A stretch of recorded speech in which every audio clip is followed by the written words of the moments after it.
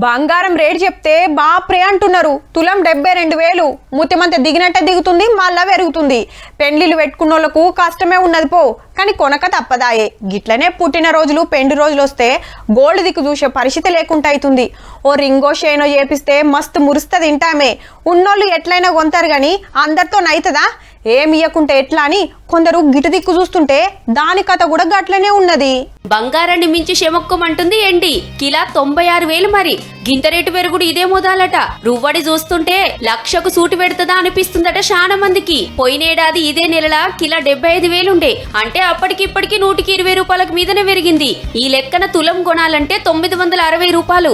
గింతగనం ఎందుకు పిరమైతుందంటే మళ్ళీ సిల్వర్ లో క్రేజ్ పెరుగుతుంది. అంటే ఇప్పుడు ఒక వివాహంలో ఓన్లీ బంగారమే కాదు, సిల్వర్ ఆర్టికల్స్ కూడా అన్ని అవసరం ఉంటాయి. ఇప్పుడు ఒక తాంబాలం కానివ్వండి, చెంబని, పూజ సామాగ్రి కానివ్వండి. గదన్నట్టు ఎండసుత బగ్గన బేరం చేస్తున్నారట. గిట్లనే దావత్లైతే బంగారం రేటు ఎక్కువ ఉండే వరకు గిఫ్టులు పెడతానికి ఎండి దిక్కు చూస్తున్నారట. పిల్లో పిల్లగాడ ఉడితే మనమనికి మొలతాడు, మనవరాలకి పట్టీలు చేపిస్తుంటారు. ఇంట్లో పూజలు చేస్తానికి కుంకుమభరణీలు, దీపాంతలు, పీటలు ఎండి కొంటుంటారు. ఇక ఎండితోని చేసిన నగలు పెట్టుడు పెరిగింది ఈ నడుమ. ఇక కొందరు ఇండ్లలోనైతే చింతపండు లెక్కనే ఉంటది బీర్వాల. గీ తీర్ల కొంటుండే వరకు అదిసుత బంగారానికి పోటీగా ఉరుకుతుందన్నట్టు. అంటే పబ్లిక్ కొంటున్నారు కాబట్టి రేట్లు పెరుగుతున్నాయని దుక్నపోళ్ళు. రేపు ఇంకెంత పిరమైతుందో అని కొంటున్నామని పబ్లిక్. ఎవ్వరు లెక్క అల్లదన్నట్టు. ఈ ఏడాదిలో మీరెంత బేరం చేసిండ్రో చూసుకుండ్రు మరి.